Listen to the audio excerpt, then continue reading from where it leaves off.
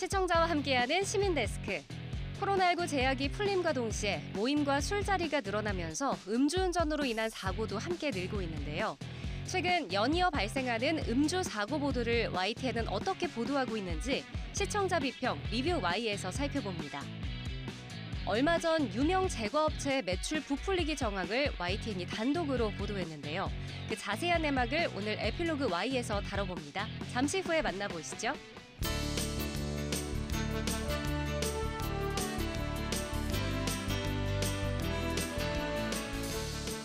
시청자 여러분 안녕하십니까, 김영수입니다. 최근 감기가 기승입니다. 팬데믹 기간에 강력했던 방역이 완화되면서 여러 바이러스에 쉽게 노출되는 것도 영향이 있을 겁니다. 감기는 온도보다는 건조한 공기에 민감하다고 합니다. 실내 습도를 40% 정도로 유지하고 외출할 때는 마스크를 쓰는 게 좋습니다. 미세먼지의 황사, 꽃가루까지 날리는 요즘입니다. 호흡기 건강에 신경 쓰는 게 좋겠습니다. 이번 주 시민데스크는 시청자 비평 리뷰 Y로 시작하겠습니다.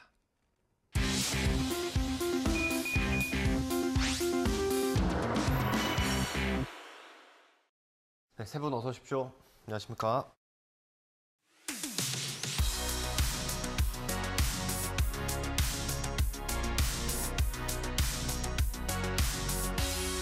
네, 시청자 비평 리뷰 Y 시작하겠습니다. 먼저 조수진 시청자 평가원께서 꼽아주신 오늘의 주제부터 들어보겠습니다. 최근 전국 도심 곳곳에서 음주운전 사고가 잇따라 발생하고 있습니다. 가장 보호를 받아야 할 어린이 보호구역에서까지 참담한 소식이 끊이지 않고 있는데요. 스쿨존 내 교통사고 처벌을 대폭 강화했음에도 음주운전 사고는 끊이지 않고 있습니다. 이런 상황에서 언론은 어떤 목소리를 내야 할까요? 오늘 시청자 비평 리뷰와의 시간, YTN이 전한 음주운전 사고 보도 살펴봅니다.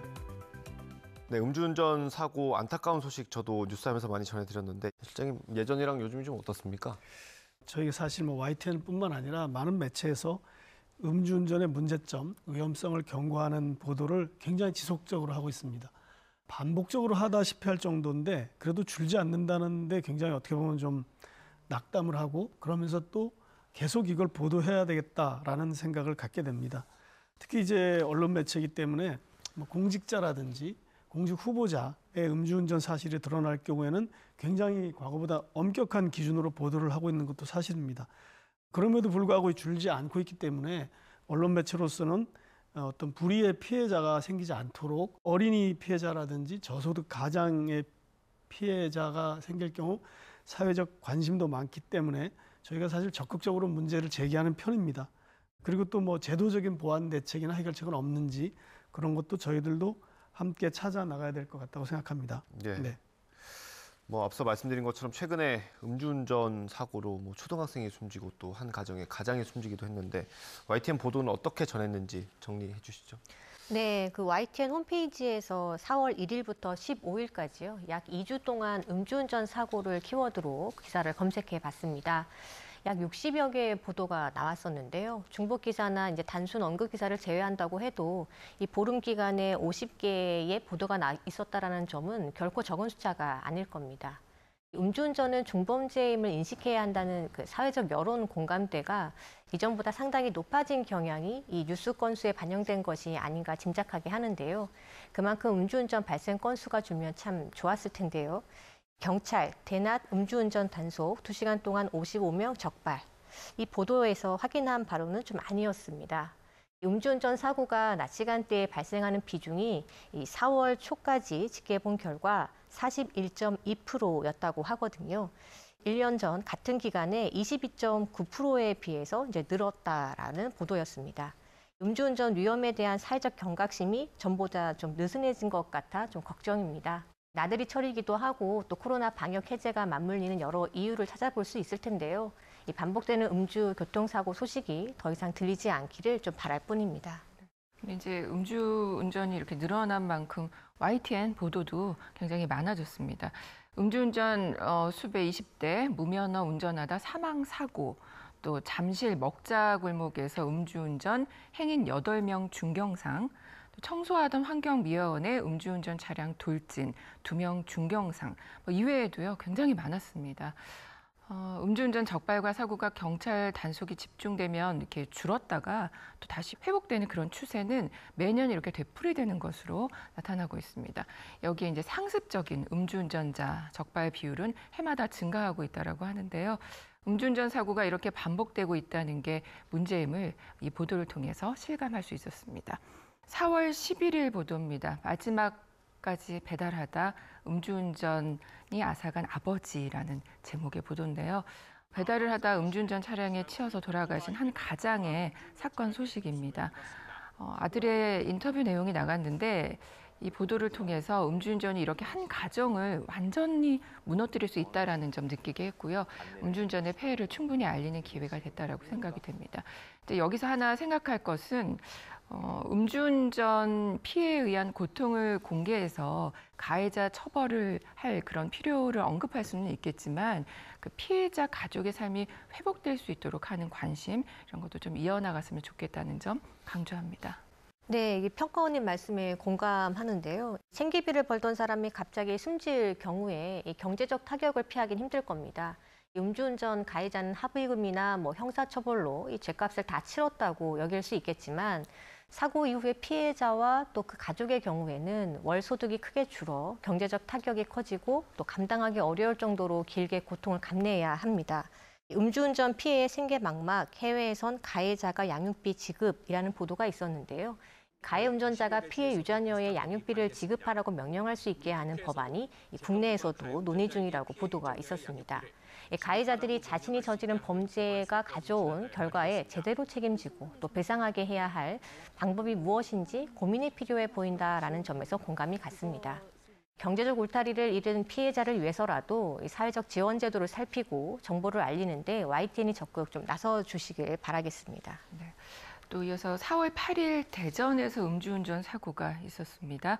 60대 만취 운전자 스쿨존서 인도 덮쳐 어린이 4명 중경상 제목의 보도가 첫 기사였던 것 같은데요. 다음 날 4월 9일입니다. 대전에서 만취 60대 스쿨존 돌진 피해 어린이 1명 숨져라는 제목으로 안타까운 소식을 전합니다. 목격자 진술 인터뷰와 사고 당시 CCTV 영상이 보도됩니다. 정말 영상을 보면서 화가 정말 많이 나고 너무 마음이 아팠습니다. 음주 운전자는 물론이고 술자리에 동석한 지인들에게도 적용 가능한 혐의도 소개를 했고요. 또 어린이 보호구역에서 어린이가 사망한 사고인 만큼 특정 범죄 가중처벌법이 적용된다라는 소식도 전합니다. 또 11보도에서 조금 더 자세하게 전하는데요.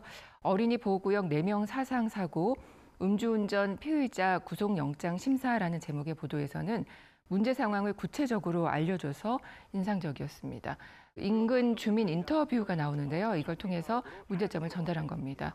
어린이 보호구역에 가드레일 펜스 이런 게 있었는데 이제 정비 사업으로 어느 날부터 이게 갑자기 사라져서 안타까웠다라는 그런 내용을 전하는데 의무사항은 아니지만 어린이 보호구역에 최소한의 보호장치가 필요하다는 점 강조합니다. 네.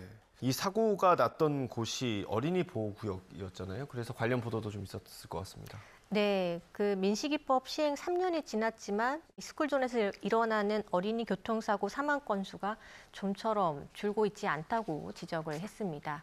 더 뉴스 만취 운전자의 또 민식이법 이후에도 반복된 비극 보도에서는요. 정경일 교통사고 전문 변호사가 출연을 했었는데요. 대담을 하면서 이제 핵심적인 이야기를 많이 나눴습니다. 윤창호법이든 민식이법이든 처벌을 강화한 입법이 마련됐음에도 실제 법정형 처벌은 좀 그다지 강력하지 않다라는 점 짚어주었고요. 또 운전자들이 어린이 보호구역 내에서는 어린이 안전을 우선해야 한다는 의식이 있어야 하는데 이런 의식 자체가 잘 잡혀있지 못한 것이 좀 근본적인 문제라고 지적을 했습니다. 이 말에 좀 동의할 수밖에 없고요. 저는 여기서 이러저러한 방지책을 좀 고민하고 논의하는 노력이 좀 더 필요하고 더 나아지기 위한 방법을 구상하는 것은 무엇보다 중요하다라는 점에 좀 동의를 하게 했습니다. 또 만취운전 직원을 승진시킨 법원 징계는 8개월 뒤에야라는 보도 제목만 봐도 우리가 음주운전에 대한 의식이 미흡하다라는 거 알 수 있죠. 우리 사회가 음주운전자에 얼마나 관대한지를 확인시켜줬습니다. 음주운전에 대한 사회인식 개선이 얼마나 중요한지 곱씹어보게 되는데요. 앵커 리포트에서도 인식 개선을 강조를 합니다. 앵커 리포트, 민식이법 이후에도 끊이지 않는 스쿨존 사고라는 제목의 보도입니다.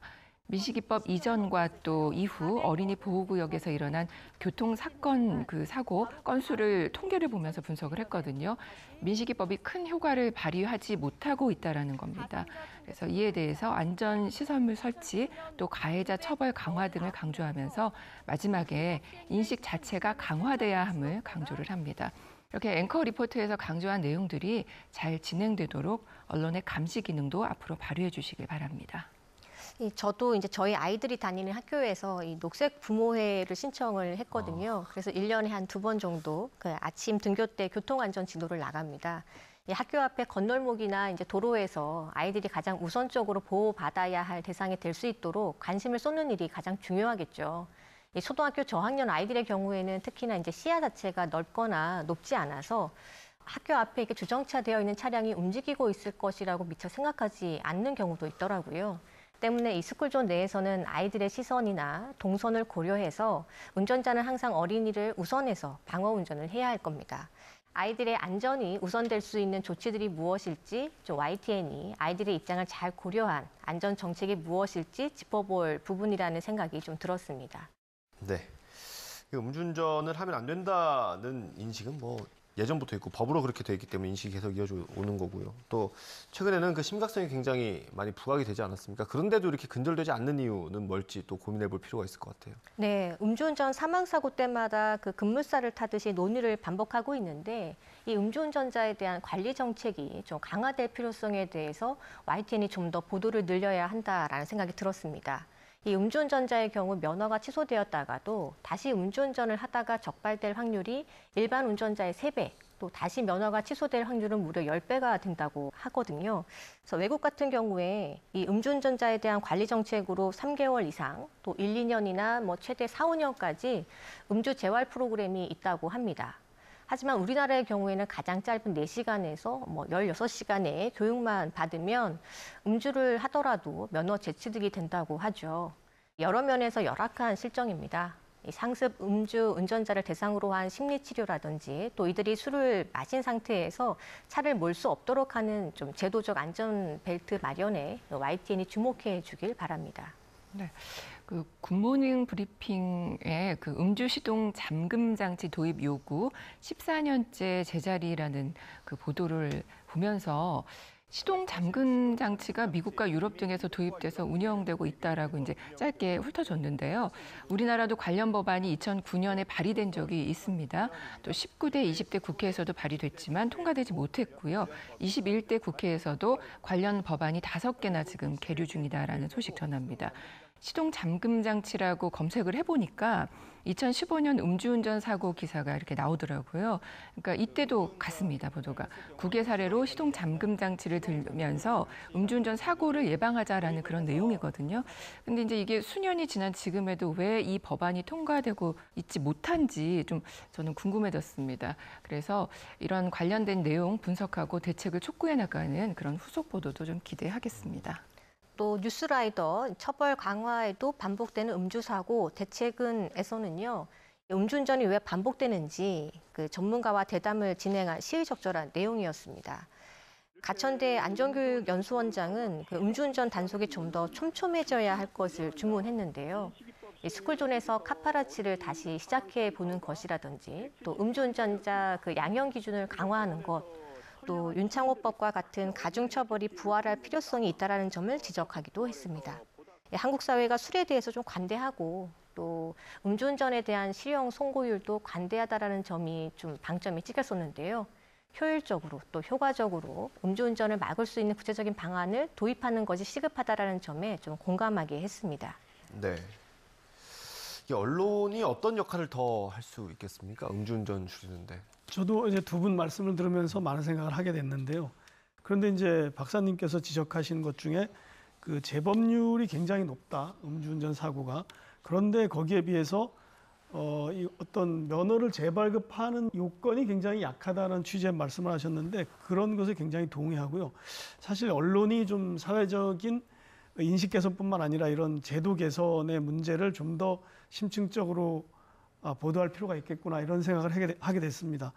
또 이제 시동 잠금 장치 문제도 굉장히 중요한 것 같습니다. 이게 왜 정말 국회에서 통과가 안 되고 누가 반대하는지 또 왜 반대하는지 이런 것들을 언론이 취재를 해서 좀 낱낱이 밝혀서 이것이 빨리 해결점을 찾도록 하는 거, 이런 노력들이 중요한 것 같습니다. 뭐 대체로 이런 걸 반대하는 이익 집단이 있거나 아니면 뭐 이렇게 하면 사람의 인권을 너무 제한한다든지 그런 것들이 아마 이유일 것 같은데, 거기서 빨리 어떤 균형점을 찾을 수 있도록 언론이 이 문제를 좀 제기를 해서 해결책을 찾는 것을 좀 노력하는 것, 그런 것이 필요하지 않을까 이런 생각을 해봤습니다. 알겠습니다. 마지막으로 평가원님, 당부의 말씀 있으시다고. 네, 최근 발생한 음주운전 보도를 보면서 생각하게 된 건데요. 사람 이름을 딴 법이라고 해서 네이밍 법안이라고 하고 있죠. 피해자의 이름이 붙은 네이밍 법안 발의가 최근 들어서 굉장히 늘고 있습니다. 대표적인 게 민식이법, 하준이법, 김용균법, 윤창호법, 구하라법 아주 많은데요. 여기에도 사실은 명과 암이 존재합니다. 피해자에 대해서 안타까운 마음에 법안을 꼭 통과시키기 위해서 필요하다라는 의견과 너무 법 감정에만 호소해서 실질적인 내용이 제대로 전달되지 않을 수 있다라는 의견으로 나뉩니다.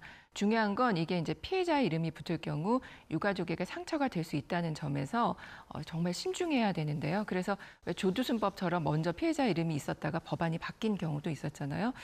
이번에 이제 배승아 양의 경우 기자가 고인의 이름 공개는 유족의 뜻에 따랐음을 밝힙니다라고 이제 그 보도 내용에서 언급을 합니다. 이 점은 참 잘하셨다라는 생각이 들었고요. 이후 사건이나 법안에서 피해자의 이름을 밝히고 사용하는 경우들이 있다면 YTN이 좀 잘 살피시고 신중하게 다뤄줬으면 좋겠다라는 생각입니다. 네, 그 말씀까지 잘 귀담아 듣겠습니다. 오늘 리뷰와의 내용 정리해보겠습니다. 이것만은 꼭 시간입니다. 평가원님부터 한 줄 요약 들어보겠습니다. 음주운전 사고 보도, 쫓아가지 말고 앞서가 막자. 그동안 음주운전 사고가 나고 누군가 희생이 되면 그제서야 사건 따라잡기에 급급한 그런 보도들이 많았습니다. 이제는 사건 전달에 그치지 말고 실질적인 제도 개선, 인식 개선을 목표로 해야 됩니다. 음주운전을 범죄시하고 또 수치스럽게 여기도록 경각심을 불러일으키는 예방적 보도도 필요합니다. 음주운전이 살인이 아니라 취중 실수로 여기는 그런 인식 개선돼야 됩니다. YTN이 이 일에 앞장서 주시기 바랍니다. 네, 다음 김수정 박사님 한 줄 평 들어보겠습니다. 끊이지 않는 음주사고, 안전벨트 역할, 언론이 해내주길. 음주운전으로 인한 교통사고 발생 및 피해를 고려해보면 음주운전을 예방하는 것이 무엇보다 중요하다 하겠습니다. 이 음주운전의 재범률이 마약사범 재범률보다 높다는 데이터가 있었고, 또 다른 나라에 비해 우리나라의 경우 음주운전자의 면허 재취득 기준이 낮다는 점도 지적이 됐습니다. 음주운전으로 교통사고가 발생하면 중대한 피해를 입힐 수 있다는 측면에서 음주운전자에 대한 처벌과 불이익을 강화해 나가는 것은 불가피하다고 생각합니다. 실질적인 대책 마련을 강구하는 보도가 YTN에서 지속됐으면 합니다. 네, 오늘 리뷰와의 순서는 여기서 마치도록 하겠습니다. 세 분 오늘 말씀 잘 들었습니다. 감사합니다.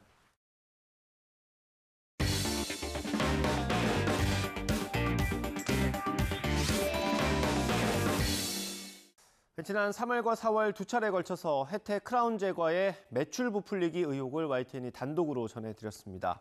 오늘 에필로그 Y 시간 대형 제과업체의 매출 부풀리기 정황을 집중 취재한 이준엽 기자와 함께 얘기 나눠봅니다. 지금 바로 만나보시죠. 영업 매출을 수십억 원 이상 거짓으로 부풀린 사실. 유명 제과업체인 혜태제과가 영업 매출을 거짓으로 부풀린 사실 YTN이 단독 보도로 전해드렸습니다. 이 보도를 위해 취재진의 많은 노력과 시간이 필요했다고 하는데요. 취재 과정 그리고 그 이후의 못다한 이야기를 허심탄회하게 들어봅니다. 오늘 에필로그 Y 시간 사회부 이준엽 기자와 함께합니다. 네, 어서 오세요. 안녕하세요. 네, 지난달에 이어서 이번 달까지 단독 보도를 통해 좀 소식을 전해주셨습니다. 어떤 이야기들이 숨어 있는지 들어볼까 하는데요. 먼저 못 보신 분들을 위해서 어떤 단독 보도를 하셨는지부터 소개해 주시죠. 혜태제과와 크라운제과가 한 그룹 소속이거든요. 그래서 크라운 혜태그룹의 매출 부풀리기를 이제 폭로하는 보도를 했는데요. 매출 부풀리기라는 게 간단하게 설명을 드리면 이제 매출을 일반적인 방식으로 매출을 팔았을 때 그냥 매출을 잡는 게 아니라 가짜로 이제 세금 계산서까지 끊어서 이제 이런 매출이 없었는데도 실제 있었던 것처럼 전산과 이제 회계상의 기록을 하는 걸 매출 부풀리기라고 합니다. 네. 3월 초에 첫 보도가 나갔었잖아요. 어떻게 해서 만들어진 건가요, 이 기사가? 사실 보도가 처음 나간 건 3월인데 이게 제보가 처음 온 시기로 거슬러 올라가면 12월까지 거슬러 올라가요. 그래서 처음 제보는 약간 갑질 보도, 갑질에 초점이 맞춰진 제보였어요. 그래서 세금 계산서를 이제 허위로 아까 발행했다고 말씀을 드렸는데 이 허위로 발급한 계산서를 받은 분이 있을 것 같거든요. 그래서 내가 이렇게 세금 계산서를 예전에 끄는 게 지금 적발이 돼서 이게 이제 세금을 물게 생겼는데 그때 당시에는 혜택 제과에서 그걸 모두 책임져 준다고 했는데 지금은 책임을 져주지 않고 있다. 이렇게 설명을 하시는 거예요. 근데 이제 그때 하셨던 말씀 중에서 조금 이렇게 유심하게 들었던 내용 중에 하나가 그때 왜 그렇게 했느냐 이렇게 여쭤봤더니 그때 당시에 뭐 상장이나 이런 것들을 했었는데 그것과 연관이 있다고 내가 설명을 들었다. 이런 내용을 말씀을 하셨어요. 그래서 이제 단순히 그냥 이 세금 계산서 세금을 왜 안 주냐 이 문제로 하면은 그때 당시에도 바로 못 보도를 할 수 있었겠지만 뭔가 이렇게 상장과 연관된 어떤 이제 부적절한 회계 이런 부분들에 초점이 있을 수도 있다는 생각이 들어서 그 자료를 조금 모으는데 시간이 걸렸고 그게 이제 한 3개월 정도 그렇게 소요가 돼서 그 자료를 모은 다음에 이제 보도를 처음으로 하게 됐습니다. 근데 저희가 보도를 보니까 3월에도 나가고 4월 초에도 나갔더라고요. 이게 두 번에 나눠서 이렇게 연속 보도를 하게 된 이유가 있는 건가요? 이제 첫 번째 보도를 할 때 말씀드린 것처럼 이렇게 좀 노력을 해서 자료를 모았었는데 그러고 나서 이제 첫 보도를 하고 나니까 그 보도를 보고 나서 이제 다른 곳에서도 제보가 또 들어왔어요. 그러니까 제가 보도를 처음에 했던 거는 혜택 제과만 그랬다는 거였는데 다른 분들이 제보를 해주신 거는 크라운 제과에서도 이런 일이 있었다. 나 그래 당했다. 이런 내용들을 제보를 해주셔서 그 내용들을 일일이 검토하고 또 취재하고 하면서 한 달 정도 시간이 지난 뒤에 추가 보도를 또 하게 됐습니다. 네, 결국 이번 보도의 핵심이 매출 부풀리기였는데 이렇게 유명한 제과업체에서 왜 이런 일이 발생한 건가요? 네, 사실 일반 제과 업체들이나 이런 곳에서 매출 부풀리기는 종종 이제 영업사원들이 개인적으로 이렇게 벌이는 일들인 경우가 많거든요. 뭔가 이렇게 매출 목표를 못 맞춰서 이제 약간 회사에 허위로 보고하는 식으로 이렇게 만든 경우가 많은데 이 경우에는 이제 회사 차원에서 조직적으로 이루어진 정황이 있어서 이제 보도를 하게 된 건데요. 왜 조직적으로 이런 것들을 하게 됐냐? 그래서 많은 회계나 전문가들을 만나서 이렇게 이야기를 하게 됐는데 대부분 분들이 하는 분석이 이거 그때 당시에 2016년과 17년에 굵직한 어떤 이벤트가 있었다. 그게 이제 2016년에는 혜태제과가 직접 상장이 됐고 2017년에는 지주사인 크라운 혜태 홀딩스가 상장이 됐거든요. 그래서 두 개 회사가 상장되는 게 아무래도 영향을 미쳤고 또 그때 당시에 이제 주가나 아니면 매출을 관리하기 위한 목적이 아니었겠느냐 이런 분석을 해주셨습니다. 이번 보도에서 결정적인 역할을 한 게 녹취나 문서 입수인데 좀 쉽지만은 않았을 것 같거든요. 어떠셨어요? 3개월이라는 시간이 사실은 그걸 모으는 데 걸린 시간이라고 보면 될 텐데 사실 혼자서 노력을 했다기보다는 그 제보자분이나 아니면 그분을 통해서 다른 도매상분들을 접촉을 해서 그분들한테 부탁을 많이 드렸어요. 좀 수소문을 해달라. 이런저런 뭐 녹취가 있으면 다 보내달라. 내가 다 들어보겠다.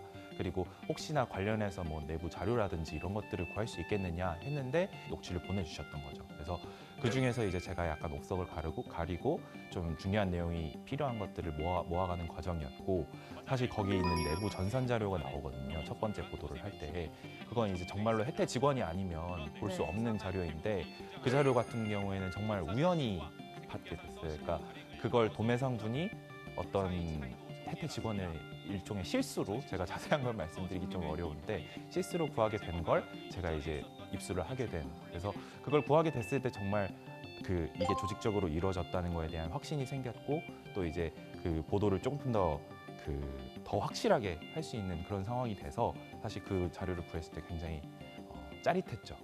근데 사실 이런 것들은 정말 그 직원이 아니면 구할 수 없는 거잖아요. 제보를 하신 분께서는 좀 이렇게 주실 때 많이 걱정은 안 하셨나요? 좀 많이 하셨죠. 사실 다 이제 어떤 친분이 있는 사람들한테 혹은 거래를 하는 사람들한테 이런 자료를 받는 거기 때문에 이게 어쨌든 제보를 하게 되면 본인에게 혹은 본인에게 자료를 준 사람에게 불이익이 갈 수밖에 없는 상황이기 때문에 그걸 항상 걱정을 하시는데 이 사안뿐만 아니라 모든 취재를 할 때 그런 걱정을 하시지만 그래도 이제 제보를 해주시는 이유는 기자가 이 일을 다뤄서 조금 이것들이 사회적으로 문제가 돼서 이런 일이 다시 일어나지 않았으면 좋겠다 이런 마음으로 아마 제보를 하시는 게 아닐까 싶습니다. 그럼 이번에 취재나 보도하시면서 가장 좀 신경을 썼던 부분은 어떤 걸까요? 아무래도 굉장히 복잡한 사안이고 네. 회계 문제잖아요. 근데 사실 저도 회계에 대해서 전혀 모르는 상황인데 제 뭐 지인이나 아니면은 뭐 제가 이제 취재하면서 만난 전문가들한테 이제 회계사들한테 굉장히 자문을 꼼꼼하게 구했어요. 그래서 이건 도대체 무슨 얘기냐, 이건 무슨 의미냐. 근데 숫자만 봐서는 그 의미가 보이질 않거든요, 사실. 근데 회계사들은 그런 것들을 경험이 있으니까 아 이건 이런 식으로 처리를 한 이유는 왜 이래서다 이걸 설명을 해줬는데 그걸 제가 안다고 해서 또 시청자들한테 전하는 건 또 다른 얘기잖아요. 그래서 이 어려운 개념들을 어떻게 하면 좀 최대한 간략하게 짧은 방송 리포트 안에서 좀 알기 쉽게 시청자들한테 전달할 수 있을까 이게 제일 하면서 고민이었고 그것 때문에 되게 골머리를 많이 썩였던 것 같습니다. 그럼 실제로 이렇게 좀 회계라든지 이런 거 많이 이렇게 자료도 보시고 공부도 하셨어요? 공부를 굉장히 많이 했습니다. 그러니까 다트라는 게 있더라고요. 전자공시 자료인데 여기에 있는 상장 회사의 모든 자료들이 올라오는 건데 그 예를 들면 재무제표도 있고 뭐 연결 재무제표라는 것도 있고 여러 가지 표가 똑같은 자료도 여러 가지가 있더라고요. 종류에 따라서. 그럼 내가 이걸 뭘 봐야 되는지, 뭘 보고 어떻게 얘기를 하는 게 이제 과도한 해석이 아닌지 이런 것들을 다 그 조언을 얻어가면서 해야 되니까 이제 회계사 지인을 굉장히 많이 괴롭혔던 기억이 납니다. 뭐 3개월 동안 굉장히 준비를 많이 하신 것 같은데 이번에 취재 과정에서 좀 기억에 남는 일을 꼽아본다면 어떤 게 있을까요? 이게 상장 회사이기 때문에 주주총회라는 걸 하거든요. 3월에 주주총회라는 걸 해야 되는데 그 전에 이제 감사 보고서를 내야 돼요. 근데 저희 보도가 나가고 나서 이제 회계 감사를 받게 돼서 이 보고서가 계속 지연되는 거예요. 근데 주주총회 날까지는 이걸 올려야 이게 큰 일이 안 생기거든요. 그래서 거래 정지가 된다든지 아니면 상장 폐지까지 될 수 있는 아주 심각한 일인데 이게 그렇게 되면 너무 그 주주분들한테 피해가 많이 가는 상황이어서 계속 새로 고침을 하면서 왜 안 올라오지, 왜 안 올라오지 이렇게 마음을 졸였던 그런 기억이 나고 네. 결국에 올라왔을 때 좀 안심하면서도 거기 내용에 보면 이게 그때 당시에 회계 처리가 매우 부적절했다 이런 부분들이 있어서 또 내 취재가 좀 헛된 게 아니었구나 이런 생각을 했던 기억이 납니다. 보도가 나간 다음에 좀 긍정적으로 바뀌었던 부분도 있나요? 크게 두 가지인데 아까 말씀드렸듯이 그런 회계 감사를 직접적으로 받게 됐어요. 그러니까 이게 단순히 그냥 정기적으로 받는 회계 감사가 아니라 기존에 하던 법인이 아닌 다른 법인에서 이제 좀 더 그 객관적이고 엄밀하게 받도록 해서 결과로 이제 이 회계 처리가 부적정했다. 이 회계 를 처리하는 기준이나 아니면 내부 시스템이 좀 잘못돼 있었다. 이런 결과를 실제로 이제 이것들은 다 그 공시를 해야 되거든요. 그래서 그 주주나 아니면 소비자들에게 투명하게 공개될 수 있도록 했다는 데 첫 번째 의의가 있는 것 같고 두 번째 같은 경우에는 이제 이 보도가 나가게 된 이후에 이렇게 무리하게 매출을 부풀리게 하면 안 된다 이런 인식을 어쨌든 회사에서도 그 공유를 하게 돼서 계속해서 크라운이나 아니면 혜태제과 내부 공지를 통해서 직원들한테 이렇게 하지 말라 이렇게 하면 큰일 난다 이렇게 계속 공지를 했다고 하더라고요. 그런 부분들이 여러모로 좀 뿌듯한 부분이 아니었나 싶습니다. 네. 근데 사실 기업을 상대로 했던 고발 보도인 거잖아요. 사실 좀 위험 부담도 좀 있을 거고 걱정되는 부분도 있을 텐데 이런 보도를 할 때 좀 주의할 점이 있다면 뭐가 있을까요? 사실 이런 보도를 하게 되면 저희가 이미 한번 보도를 하고 난 다음에는 더 이상 돌이킬 수 없게 되는 면이 있거든요. 어쨌든 이 안 좋은 이야기가 나가면 주가나 아니면 여러 사람에게 큰 피해를 입히기 때문에 일단은 하기 전에 검증을 철저히 하는 게 우선인데 또 한 가지 굉장히 중요하게 생각하는 건 반론을 충실하게 실어줘야 된다고 생각을 해요. 그래서 제가 생각하는 거랑 어느 정도 좀 틀린 부분이 있더라도 그 반론을 어쨌든 있는 그대로 살려서 최대한 분량 있게 실어주려고 노력을 많이 했고 그걸 통해서 시청자들이 보고 그 올바른 판단을 내릴 수 있게 이 양쪽의 의견을 균형감 있게 보여주고 대신에 이제 제가 생각하는 어떤 합리적인 증거들을 최대한 이제 풍부하게 제시하려고 노력을 많이 했던 것 같습니다. 그 만약에 이제 앞으로 좀 추가 소식이 있다면 이 부분에 대해서도 후속 보도를 할 예정이신가요?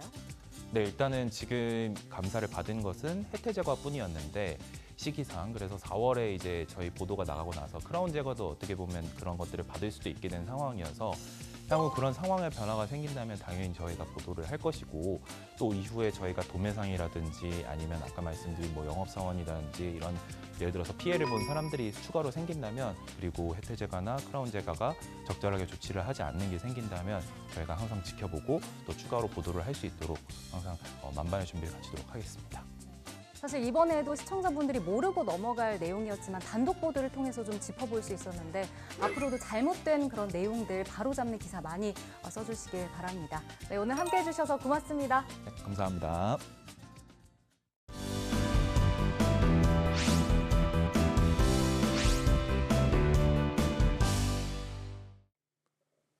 안녕하세요. YTN DMB 시청자평가원 고두입니다.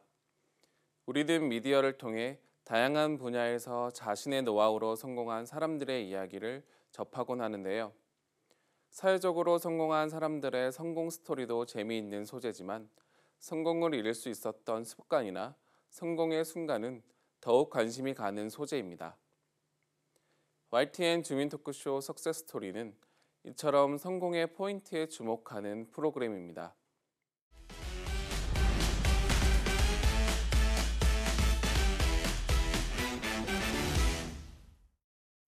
지난 시간 주민 토크쇼 석세스 스토리에서는 스타들의 경호를 책임지는 경호업체 대표의 성공 이야기를 접할 수 있었습니다. 연예계 경호업체 1세대로 K 경호를 만들어낸 주인공이라 소개되었는데요. 최근 우리나라뿐만 아니라 전 세계에서 인기를 얻고 있는 한류 문화의 인기를 경호업의 분야에서도 확인할 수 있었습니다. 먼저 콘서트나 공연, 스포츠 문화 행사의 경호를 진행하고 있다고 소개가 되었는데요. 우리가 미디어를 통해서 접하고 있는 다양한 공연과 행사에 보이지 않는 곳에서 열심히 활동하고 있는 모습을 짐작해 볼 수 있었습니다. 1996년 처음으로 경호 관련 업무를 시작하였지만 신변 보호나 경호 쪽 업무를 하기 위해서는 특허청과 경찰청의 허가가 필요했다는 내용을 접할 수 있었습니다. 특히 허가를 받는 데만 1년이 걸렸다는 부분에서 새로운 유형의 일을 시작하는 과정에서 받을 수 있는 편견이나 우려를 해소하기 위해 지속적인 노력이 이루어졌음을 짐작해 볼 수 있었습니다. 경호업체 대표의 주된 성공 포인트를 크게 3가지로 구분해서 소개하였습니다. 장황한 설명 대신 시청자가 궁금해할 수 있는 부분이나 성공 이야기에 가까운 중요 포인트를 설정하여 전달한 점은 프로그램의 제작 취지에 맞는 재미있는 부분이었습니다. 공연의 시작부터 끝까지 모든 것을 책임지는 사람들이라는 의미로 모든 것을 경호하라라는 의미의 석세스 스토리가 소개되었는데요. 실제로 행사나 콘서트 등에서 경호를 하고 있는 직원들의 일상이 함께 더해지면서 출연진을 보호하는 일 외에 동선의 파악이나 펜스 설치 등 다양한 임무를 수행하고 있음을 알 수 있었습니다. 큰 공연에서 가장 인기 있는 중앙 자리를 배치하는 노하우가 소개되었는데요. 자리 배정을 위해 가위바위보나 제비뽑기를 했다는 일화외에 일부 팬들이 조금이라도 좋은 자리를 얻기 위해 경호업체가 운영하는 체육관에 등록했다는 재미있는 내용도 접할 수 있었습니다.